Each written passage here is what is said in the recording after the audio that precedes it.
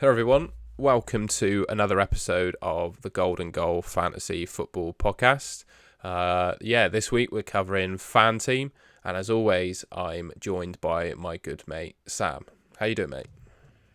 Good, Tom. Half decent week so far in FanTeam, so there's a first for everything. Yeah, I've done quite well too. I think we both went for the same captain, which you'll see in a second. Really happy. One of the first weeks in a long time where I've genuinely made some ground in FanTeam. Yeah, same. So yeah, really happy with that. Are you happy to go through your team first, mate? I'll flash your full season team Yeah, up buddy. now. Go for it, mate. It's on the screen. Right. So, Saar in goal. I think just happy with Saar, like with kind of doubles and some of the fixtures they've got and things like that. Just he's a good pick, and they play in 30 as well, so just gives me some coverage in 30. So yeah, really happy with Saar. They're playing again. This week? Yeah. They got Watford. Yep. Yeah, left the Liverpool double up, so absolutely delighted with that because I don't think that was massively on for a lot of people. Looking at the ownership of 60 and 19%, obviously got a nice return from Trent, and had that been the other way around with Van Dijk at slightly higher output, then I pretty would have had another nice rank rise. But super happy with that considering they had the single and then the double coming up, so it puts me in a really nice position for next week. Brought Rudiger in, absolutely no regrets. Obviously, we all know that Reece James hauled, but is now injured for the next game. Rudiger, can go and get me another 7 points as a non-captain. Really happy if he came away with a sort of 13, 14 pointer as a double for the week. That would be mega. No intentions of doing anything but leaving him now. Cancelo at 50%. I mean, he's dropped a little bit, mate. 50%. I don't know what when I screenshotted this, but 50%. Maybe there's the thought process behind the lack of Man City fixtures in their games, and potentially other players that are have doubles and things like that. But yeah, he obviously conceded, but still a good pick. Still happy with him.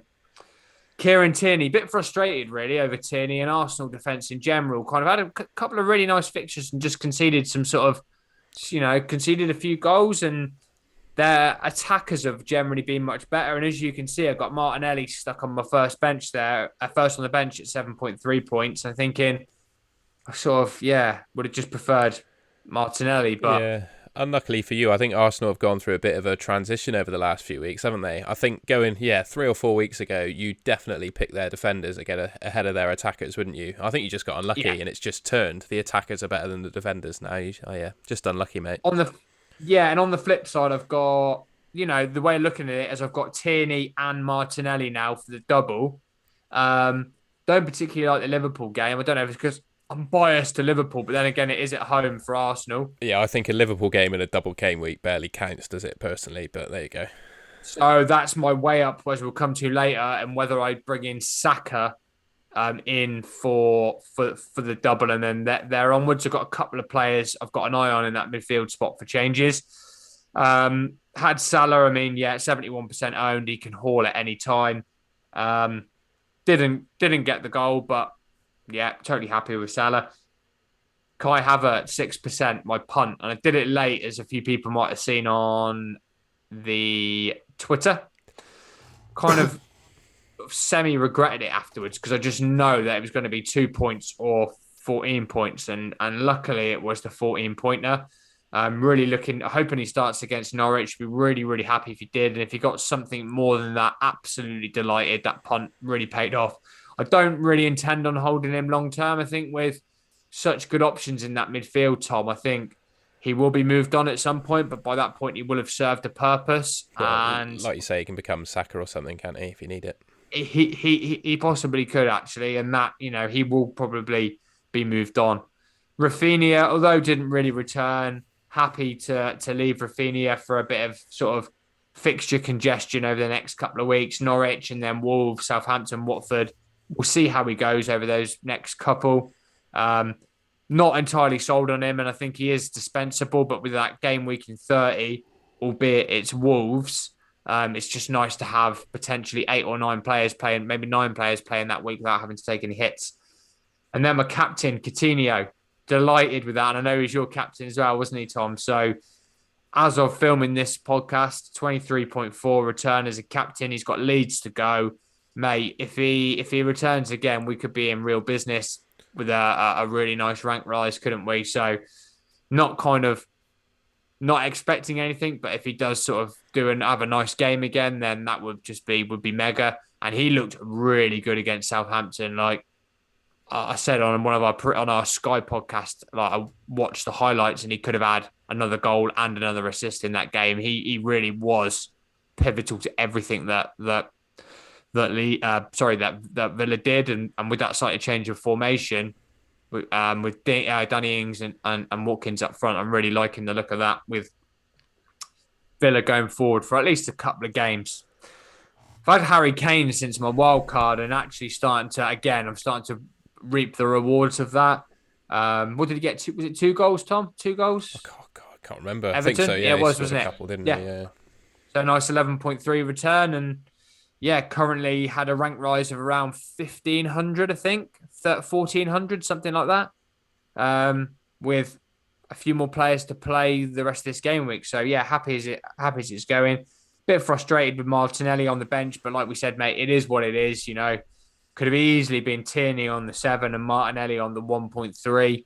So I always think having a high scorer on your bench is, or someone that's scoring well on your bench is a good sign of some good squad depth there and difficult decisions to have. So yeah, totally happy with that. Got some thought processes for next week, which I'm sure we'll go through it in a bit. But yeah, so far so good for the week. I think it's the first time I've said that on our fantasy podcast. Yeah, and same for me. I'm a positive person about last week as well. So we got quite similar teams. So I got Sarr in goal. I don't need to add anything beyond what you said, really. I picked him because it was complete toss-up between him and Ramsdale, really. And I basically compared their double game weeks to one another. I just thought Wolves had the better fixtures. And like I said, I think if you've got a double game week and Liverpool, one of the teams that you're playing, and it's a defender or a defensive pick, I think you might as well just not count it, to be honest, because they'll almost definitely score. So, yeah, really happy with Sarr. He's in for Watford, he's in for 29, and he's in for the blanking 30 as well. So, yeah, I'm really happy with him. Trent obviously got the 9.9 points. Rudiger, another game to play. You've already spoken about him. Cancelo, 2.9 points. Not amazing, but yeah, I'll just keep him. I still think he's one of the best players in the game. Ward-Prowse, obviously Southampton were a bit disappointing against Villa. He might be dispensable. I know I've only just brought him in, but with Saka playing like he is, and Bowen not blanking in 30, and not having that serious an injury, I might well hold Bowen and sell Ward-Prowse. But yeah, one to think about. Heung-min Son, yeah, really happy with him. Doesn't blank. Got a double game week coming up. Yeah, really excited to see what he can do this week. Salah, well, he's the best player in the game, isn't he? He'll be my captain this week. Unfortunately, he only took a few shots last week, didn't he? He didn't score a goal, but yeah, it's Salah. And then same captain as you. Really happy with Coutinho. I was looking at the leaderboard earlier today, and I saw most of the players in like the top 10 had got Reece James as captain. And on like the first, after the first game, we were all like, "Oh my God, Reece James has gone mental, and he's got another game to go." Obviously, I never wish a player to get injured, but I'm hoping now that Coutinho can come good against Leeds and score a few more points than James did.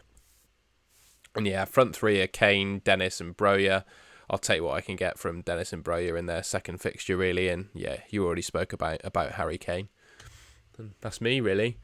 Like I said, mate, good week. In terms of next week, might bring in Saka for Ward-Prowse.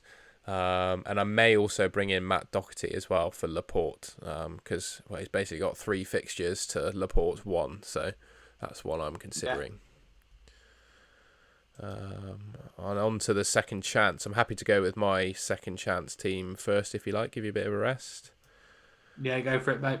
Same goalkeeper. Don't need to go on about Sarr. Very similar defence. Trent, Rudiger, Seiss and Tierney. Yeah, quite disappointed with Seiss. I think I took a -4 to bring him in, just because I thought he was a bit of a goal threat. A couple of fixtures, I'd imagine he would have kept a clean sheet, but he's less than 1 point at the moment, so hopefully he can make good for that -4. Oh no, sorry, I didn't take a -4. I played my wild card actually, So yeah, this is my wildcard team. And then I brought in Kieran Tierney too, which I'm slightly regretting. Then I got Yeah. Son, Salah, Ramsey, Coutinho. I don't think there's any more to add really. I decided to go for Ramsey just because of his price and his fixtures. You know, you'll take what you can get from Ramsey really at his price. Then I've got Kane and Broja up front. I think, yeah, my plans going forward, again, I think Broja is going to become Matt Doherty for next week. I think that's my plan. Not, Nice. I can't bear to say his name because it just doesn't feel like, it just feels wrong to say I want to pick him, but he's just been awesome recently, hasn't he? And it just feels like a Yeah. prime time to hop on with 3 games over some teams that have only got 1, right?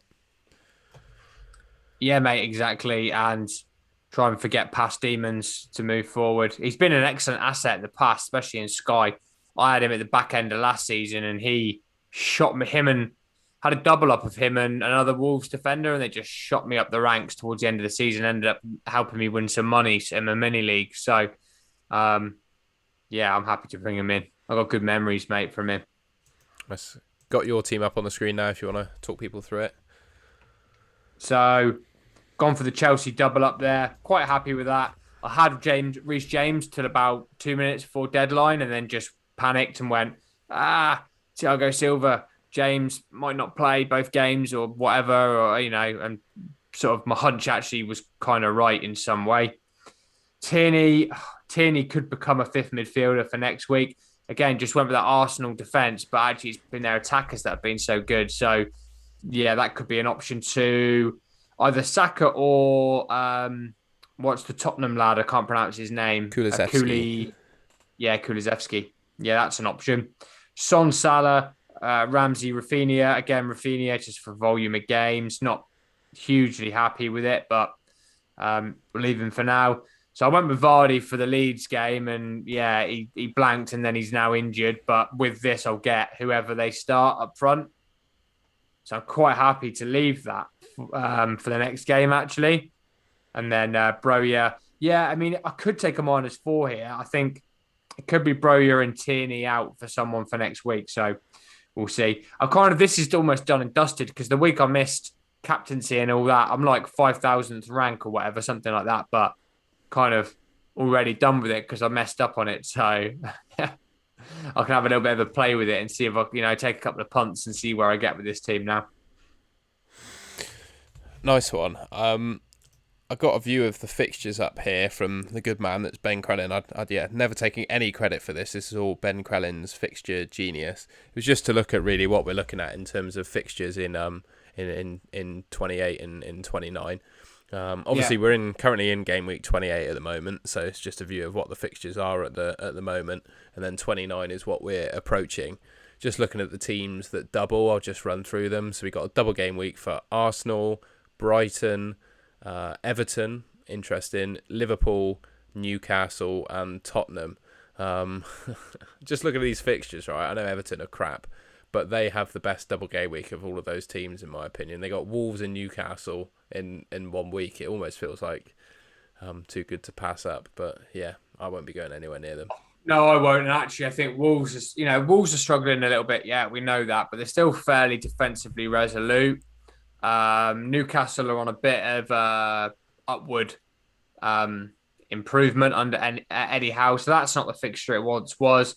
They also blank in 30. So I may have had some form of temptation had they played in 30, but I don't think so. I've kind of been over my team, and I think I might take a -4, but I won't go any more than that because there's a lot of players that are playing in 29 and 30 I don't really believe in long term. I think it's the Spurs and Arsenal boys that we were saying, isn't it? It's the Dohertys, the Kulusevskis, and the Sakas and Martinellis, right? That's the sort of players you want to be going for now, I think. And maybe Coutinho as well if you don't own him. I think Coutinho is a perfectly good option. So one of my thoughts were to take Rafinha out for the lead. So I know I'm taking a 30 out for a game week 30, which might seem like a bit of a sideways move, especially with Leeds, Southampton and Watford afterwards. But I'm not massively impressed with him. And I think if I could go like Rafinha to Saka, for instance, then I get the 2 games now and then obviously a Villa Palace. I get a little bit back from it. Or same with Kulusevski as well. No different there. I kind of get Brighton and United, which I actually think is two really good fixtures. Previously, I didn't think that was excellent, but United a dog at the back, and Pallet and Brighton have been really leaky when they're not actually usually leaky. It's unlike Graham Potter's team, so I think I think I really want. Yeah, sorry, I Tom. was going to say, I think the average fan team player is going to have at least 2 Spurs players for 29. So I think if you're under 2, you're below the average, in my opinion. So I think you need to get yourself up to 2, personally, just to hold Well, rank. I'll definitely go to 2. I'm just debating whether I'll go to Yeah? 3. Um, Obviously Havertz could actually pave the way, but then he blanks in 30, so it could be that Havertz actually I leave Havertz for the Newcastle game and then bring someone in for the week after. It would be potentially Rafinha that would make way there, and actually there and maybe Kieran Tierney, but then I'll have to bring a defender in. Of course, in this game I can't. Yeah, so it might be like Tierney for Doherty and then Rafinha for like Saka, for instance. That's the rough thinking, or Kulusevski. So it could be Kulusevski for Rafinha, and then Doherty for Tierney, and then have that triple Tottenham, or go to Tottenham, and then have double Arsenal as well. So I've got Martinelli and Saka, and then Doherty and Kane like balanced over the two London clubs. Um, that gives me two teams doubling in 29, and then two of the both teams playing in the 30 as well, which I think is pretty solid position to be in for a -4. Yeah, I think I'll be doing the same. I've got both in my full season team, as you saw. I've got both Cancelo and Laporte sitting in there at the moment.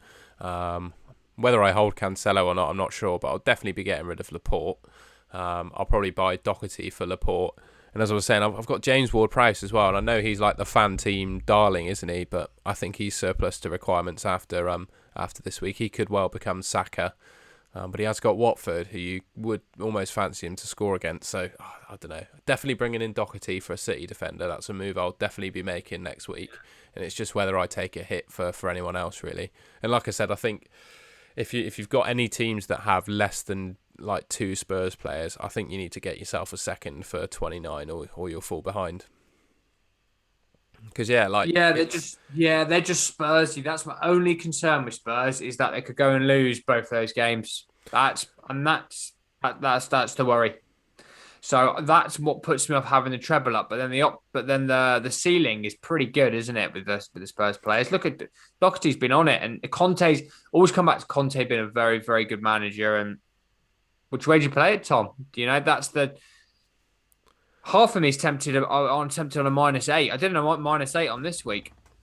Yeah, well, My team there is a -8, and it's done well. And I know Josh is a big fan of like bigger minuses for attacking high upside moves.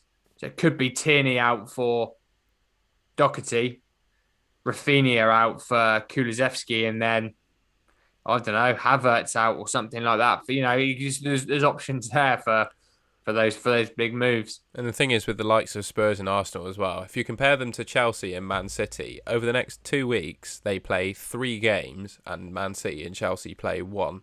So, yeah, I mean, a hit is, you're going to make up the difference from, unless your Chelsea player absolutely hauls in one of those games, which can happen. But, a baseline Spurs player is probably going to outscore a Chelsea player over the next 2 weeks just by appearing in games, right?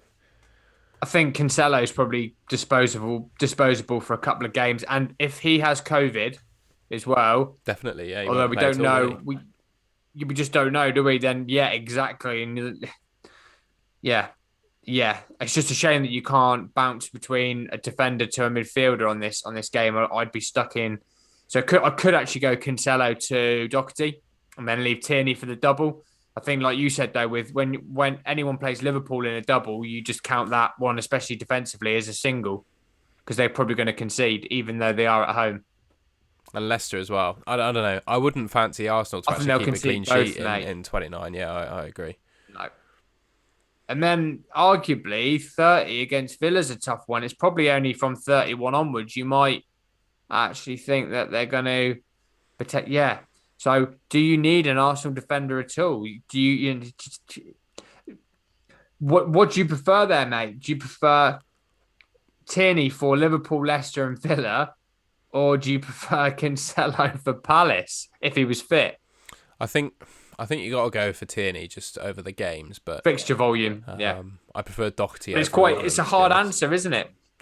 And who's Oh, I think I'm nailed in for Doherty with one of those. I think I'm going to go in on Doherty. and who's It's just playing who left wing for. back for Tottenham? It's Reguilon, isn't it? So I'd even pick Reguilon over Tierney. I think if I had the choice over the next few weeks, I just think Yeah, those Tottenham fixtures are much better. Well, not much better, but they are better. And they're on form. they're on form. I think so. I can't believe I'm saying that after how the season's gone, but at the moment Tottenham look on it. So Do you think United sort of think United would score against Tottenham, wouldn't you? I do, but I also think Tottenham can score a few against United, and even those wing backs could probably get involved. Because if you remember, look back to the City game, and speaking of Reguilon, actually, City absolutely battered United down their right hand side. And I know, well, obviously Son plays on the left for Spurs, doesn't he? And you've got like Reguilon on the left as well. So it could well be that Reguilon's the pick against United. Yeah, Wan-Bissaka just looked sort of bereaved of confidence and I don't skill want to and talk about everything. it. Didn't Yeah, he? Just it was horrific. Phil Foden made him sort of absolutely but like just bodied him off the ball, didn't he? And yeah, didn't have a good game really, did he? Just think if there's anything else we can say on those fixtures, really. I think, they've been No, those that's doubles have been around for so long now, haven't they? We all know who the best players are to pick, and I think we've just spoken about them. how many players are you going to be going into double? I think I'm probably going to be 8, maybe 9. But I think if I sort of make one of those sideways moves, I could be 8. I just can't see why I would want any more from those teams that are doubling for 31 onwards. Yeah, and it's the same for 30, isn't it? Like, I don't think I will have 11, definitely won't have 11 players for game week 30. I don't think you need 11. There aren't like 11 players that you'd want to pick, are there? So I think, I'm just going to count. So I'll have Trent, one. I'll have a defender Uh, in there. So two. Liverpool blank 30, mate. Liverpool blank. So I'll have 9 players that double in 29. And then in terms Yeah. of Oh, not, sorry. that's Yeah. okay. Yeah, that's fine. And then not blanking in 30. I'll have Sarr. I'll have probably 2 defenders. So that's 3. Son, Coutinho. I'll have about 7 that play in 30. And I'll be content with that. Yeah, I think I'm sort of what I've worked out is potentially 8. And yeah, I'll be happy with that because then that game week's gone. Then you're back into a full fixtures 31 and you want to be well You set want to have up the with best good team, don't you? players. Exactly. Yeah. Yeah. And then you don't want to, I think when you go single game weeks, you don't want to be taking too many hits. No, yeah, you want to get You're not yourself a getting that plan. second. Yeah, you're not getting that second fixture, are you? That It- was why I took a -8 last week because I was getting second fixtures. It's worth it, isn't it? Uh, Exactly. yeah, yeah. Um, and what else I was I think going to it'll say? become. I think the conversations for next week, for sort of, or the next 2 weeks on here, where we look. Once you've got 30 out the way, I think then there's some opportunity. There'll be some opportunities. Then it'll be a clear picture of where we want to go and stuff. I'd love a wild card, really, if we could have one. But obviously, me and you have spunked ours. But That's what I was going to say. Yeah, I was all just trying to mention was that we said all along that we think the best time to play a wild card is game week 31. Get through the blank with you could bring yourself up to 11 players even with hits if you want, and then you've got the safety net of your wild card. You can completely reset your team and go forward for the rest of the season. Yeah, knowing who the best picks, who's injured, all that stuff. You know that for game week 31, and then you pick your team accordingly. And I think I played my wild yeah, card at the right time still, but I do kind of wish yeah, I because left the it. team was in It was, disarray. yeah. I think. Well, I actually think another good time was 28 last week and or this week because you can attack all the doubles, attack into to the blank as well, and then so you like. Yeah, you'd probably have to make moves 30, 31, etc. But you would have gotten so much out of potentially attacking the 28, 29, 30.